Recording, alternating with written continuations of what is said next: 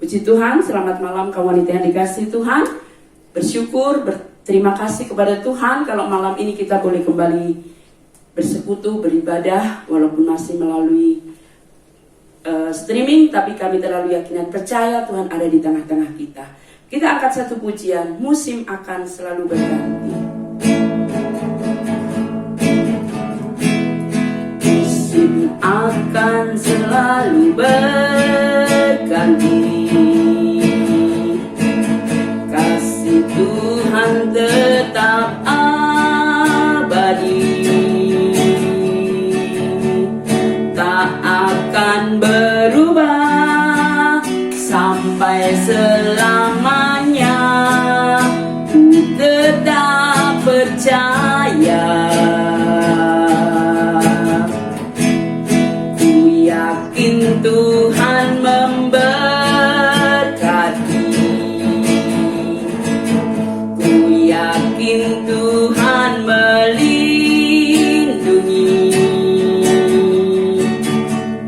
Burung di udara Tuhan pelihara karena kasih-Nya. Tuhan selalu menolongku, selalu menjagaku. Selagi rambutku tak akan terjatuh tanpa seizin-Mu. Tuhan selalu menolongku, selalu menjagaku. Dia mengenyangkanku dan peliharaku seumur hidupku. Tuhan Yesus, Allah Bapa kami yang berada di dalam kerajaan surga, malam ini kami bersyukur kalau kami boleh kembali beribadah, memuji, memuliakan nama Tuhan. Urapilah setiap kaum wanita yang mendengarkan, yang ikut beribadah malam ini, supaya lewat ibadah ini kami dilawat Tuhan, kami diberkati Tuhan, kami dijamah Tuhan, kami mengalami pengalaman pribadi bersama Tuhan. Urapi kaum wanita yang ada, urapi hamba-Mu. Kalau sebentar firman akan ditaburkan, biar firman ini boleh memberkati kami semua. Segala kuasa iblis yang mau merebut, kami tolak keluar dalam nama Yesus. Kami sambut firman-Mu dalam nama Tuhan Yesus Kristus. Amin. Puji Tuhan. Haleluya. Puji Tuhan. Kaum wanita yang dikasihi Tuhan, malam ini saya akan berikan judul firman Tuhan, orang benar dipelihara Tuhan. Saudara yang dikasihi Tuhan, sepanjang sejarah Alkitab, walaupun zaman itu kacau balau, selalu ada orang benar. Dan orang benar itu selalu diistimewakan, dipelihara, dan diselamatkan Tuhan. Sering saya kasih contoh, misalnya bangsa Israel. Walaupun bangsa Israel ini dia tinggal di negeri Mesir. Negeri Mesir mengalami tulah. Tetapi Tuhan meluputkan umat Tuhan bangsa Israel. Bahkan kalau kita tahu tulah yang ke-10 itu apa? Semua anak sulung. Mulai dari anak sulung ternak sampai rakyat jelata dan raja mati dalam satu malam. Terdengar ratap tangis di seluruh Mesir. Sementara umat Tuhan bangsa Israel dia tinggal di negeri yang sama di Mesir. Tapi Tuhan meluputkan umat Tuhan. Karena bangsa Israel dia taat kepada firman Tuhan. Tuhan bilang setiap pintu yang di depan dioles darah, maka maut itu melewati, meluputkan seluruh anak sulung bangsa Israel, juga ternaknya selamat. Nah, kaum wanita yang dikasihi Tuhan, kita tak tahu ke depan apa yang akan terjadi.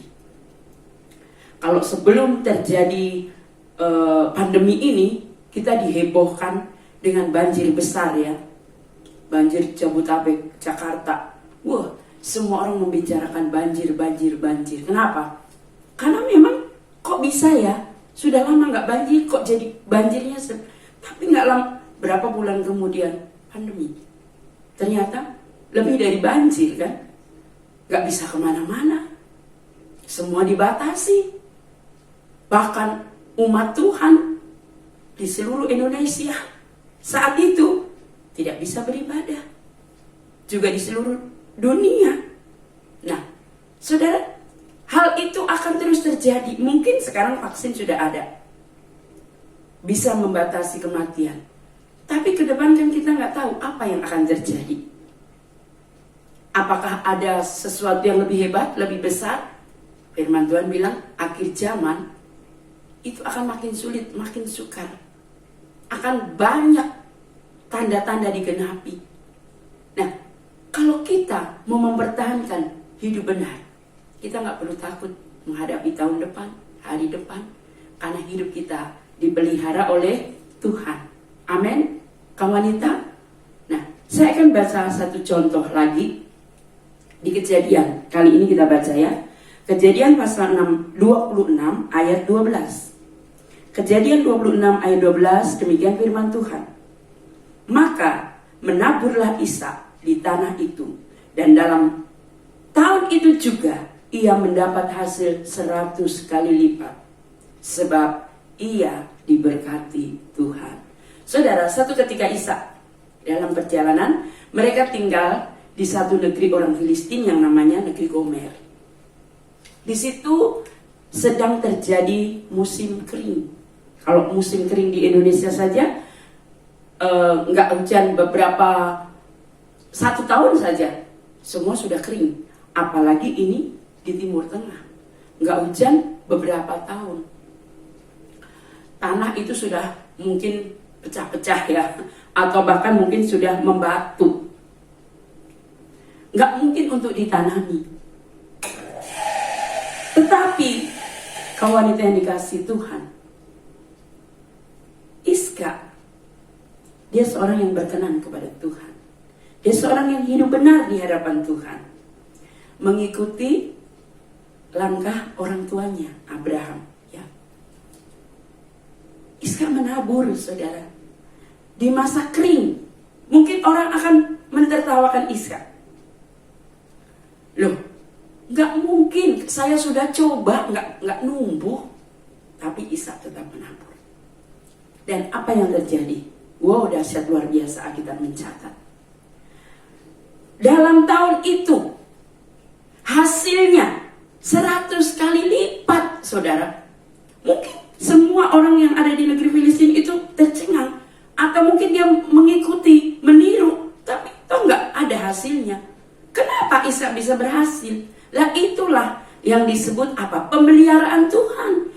Ada perbedaan antara orang benar dengan orang fasik, antara orang yang beribadah kepada Tuhan dengan orang yang tidak mengenal Tuhan. Itu sebabnya saya mau katakan kepada kaum wanita yang ada pada malam hari ini yang mendengarkan firman ini, kita tidak perlu takut khawatir akan apa yang terjadi hari esok. Mau itu makin berat, mau itu makin banyak penyakit, mau itu terjadi goncangan di bumi, di langit, asal kita mempertahankan hidup benar di hadapan Tuhan. Saudara, kita memelihara ibadah kita kepada Tuhan, maka kita akan mengalami pembelaan. Sebagaimana Tuhan bela umatnya bangsa Israel, mengalami keistimewaan dari Tuhan. Di negeri yang sama, semua anak sulung mati, tapi bangsa Israel, anak sulungnya tidak ada yang mati. Iska, walaupun dia ada di negeri orang dan musim kekeringan, semua orang gagal bercocok tanam. Hasil yang ditanam oleh Iska malah hasilnya 100 kali lipat. Itulah jaminan pemeliharaan Tuhan.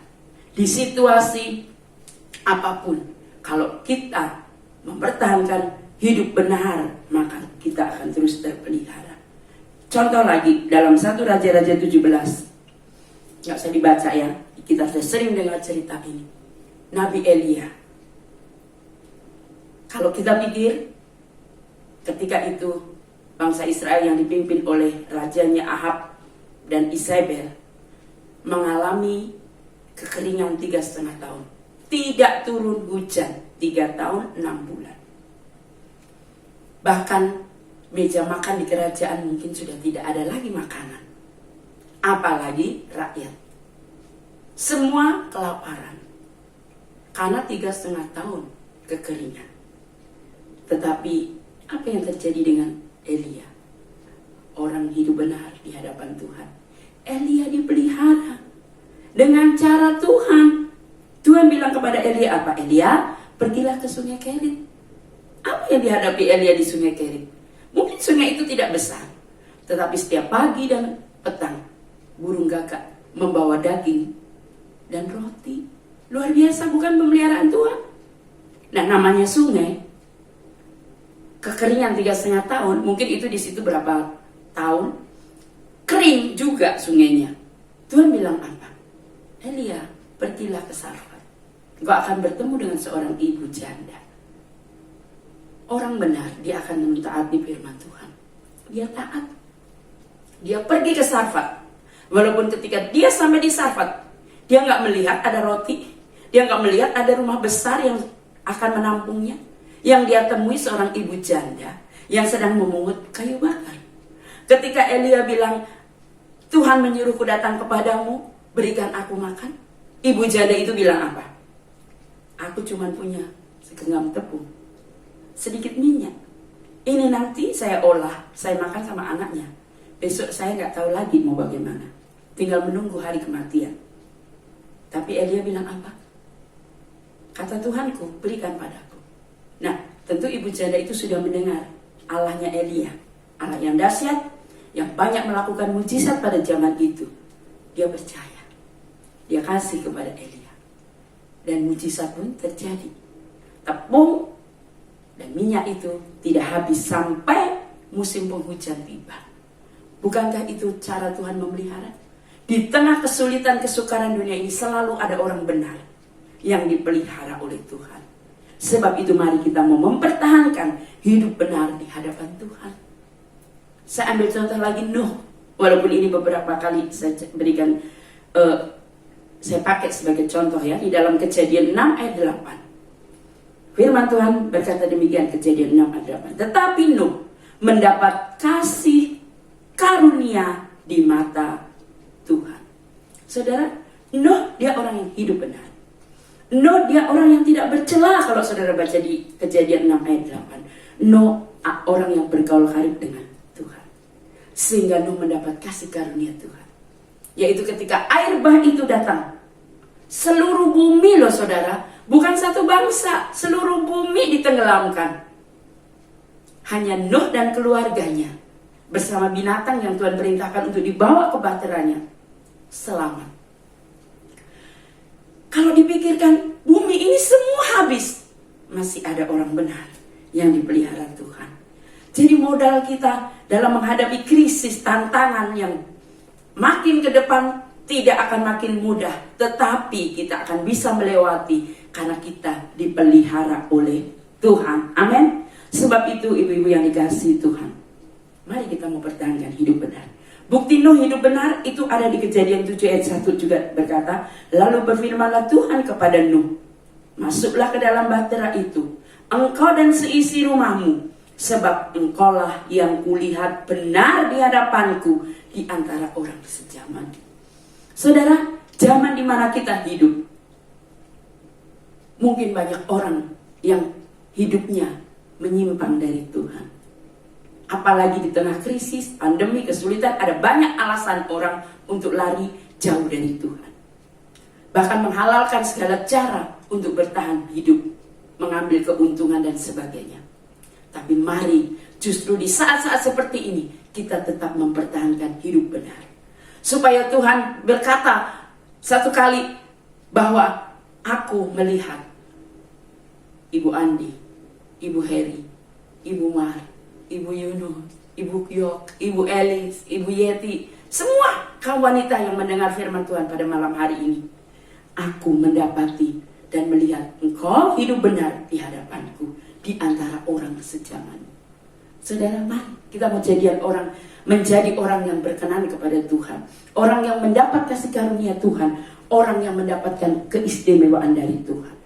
Benar menurut manusia, belum tentu benar menurut Tuhan. Saudara, kadang kita berpikir, oh saya ini sudah lakukan ini itu, tetapi kok Tuhan gak tolong saya ya. Nah, saudara, ada satu ilustrasi, di sini saya mencatat ya satu ilustrasi. Satu kali ada 3 wanita datang kepada Tuhan. Namanya ilustrasi, itu kan cerita ilustrasi ya. Lalu Tuhan ada di depan menghadap 3 wanita ini.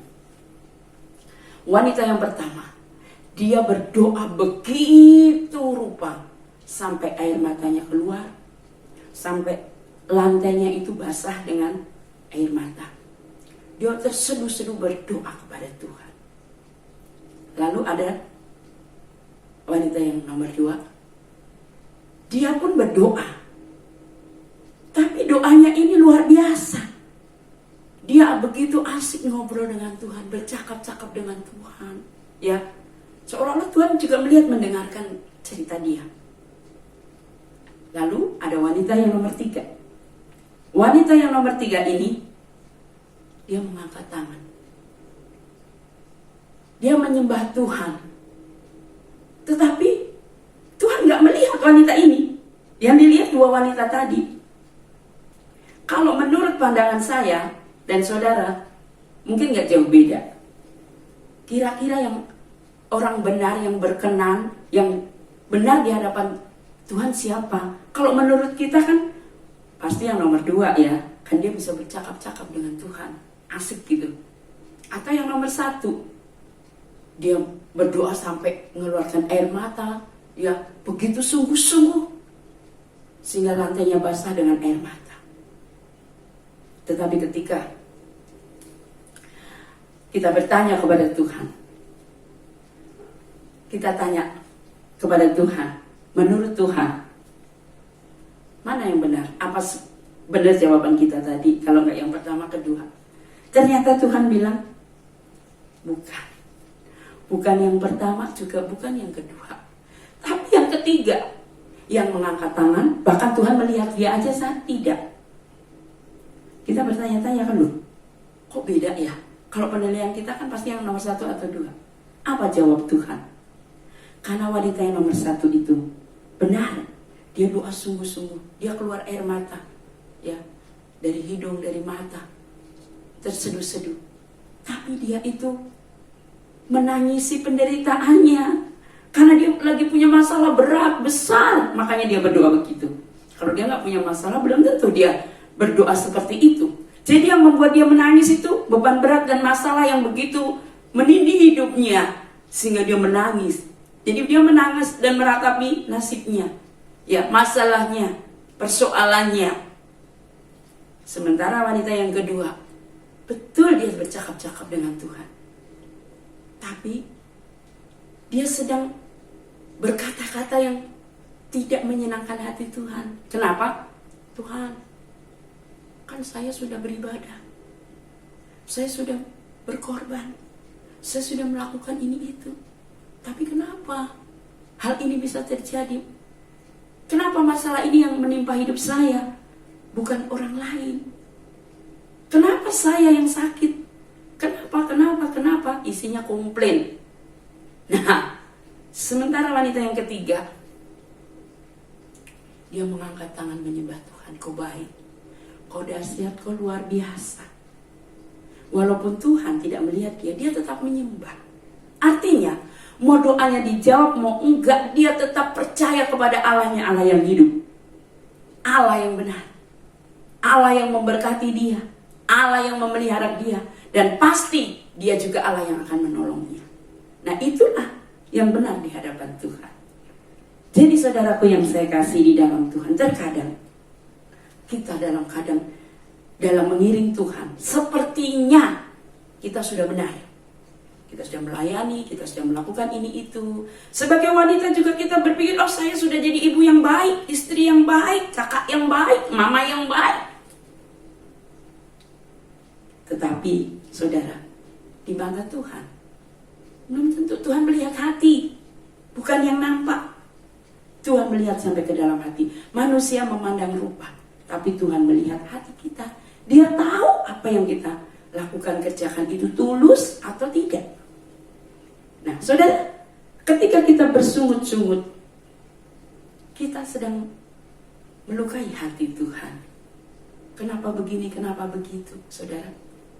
Ada satu contoh di dalam Maleakhi 3. Saya bacakan ya. Mari kita buka sama-sama Maleakhi 3, ayatnya yang ke-13. Demikian firman Tuhan. Bicaramu kurang ajar tentang aku, firman Tuhan. Tetapi kamu berkata, apakah kami bicarakan di antara kami tentang engkau? Ayat 14. Kamu berkata, adalah sia-sia beribadah kepada Allah. Nah saudara, ketika kita mengeluh, Tuhan saya sudah buat ini, buat itu, tapi kok begini, bersungut-sungut, lebih baik saya nggak lakukan. Toh dia nggak lakukan, baik-baik aja hidupnya. Nah saudara,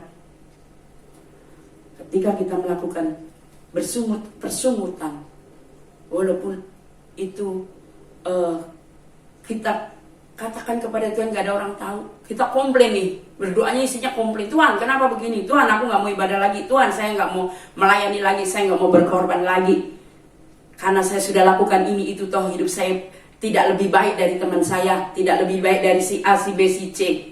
Saudara, hati-hati. Saat kita melakukan itu, kita sedang berbicara kurang ajar kepada Tuhan. Tapi orang benar, orang yang gak bercela, orang yang hidup bergaul karib dengan Tuhan, dia tahu siapa Bapaknya. Dia tahu Bapaknya baik, gak mungkin dia melakukan yang tidak baik kepada kita. Gak perlu komplain. Seperti Nuh, saat dia diolok orang sejamannya, dia harus bikin bahtera selama 125 tahun. Selama itu juga dia diolok-olok. Buat apa bikin bahtera? Nggak ada tanda mau ada banjir, mau ada badai, apalagi bikinnya di atas gunung.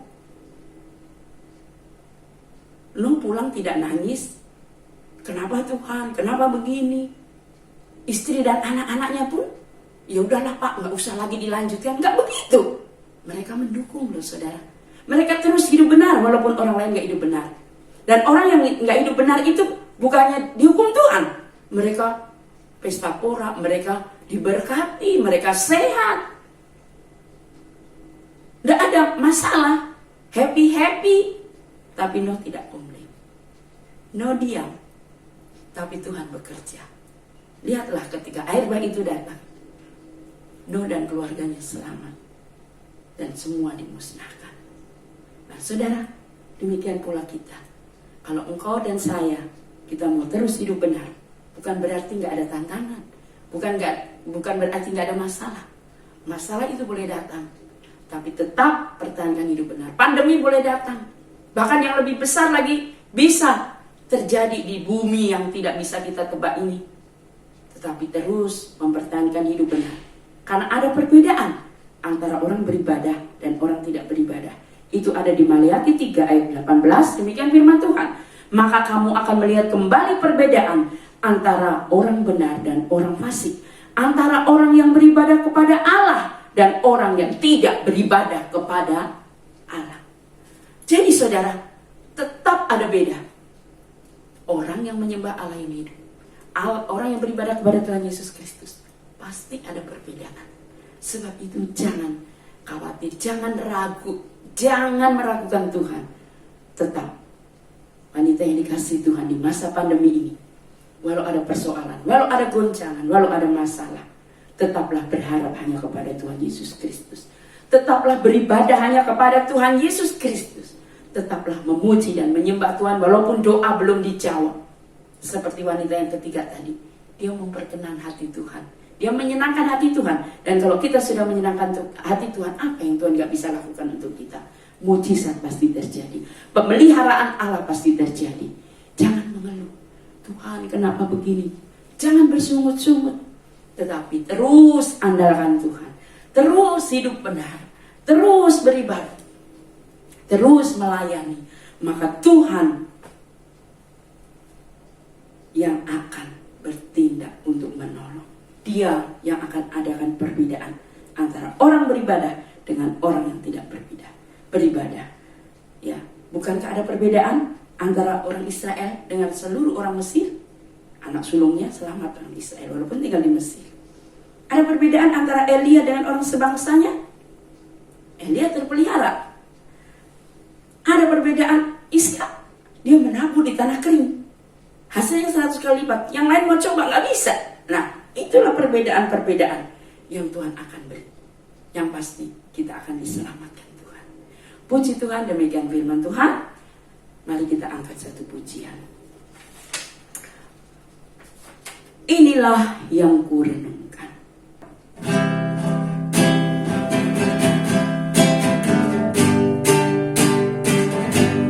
Ya Tuhanku, aku hendak bernyanyi bagimu selama ku hidup. Ya Allahku, aku hendak bermazmur bagimu selagi ku ada. Inilah yang ku renungkan setiap waktu. Nyanyian pujian dan pengagungan kepadamu.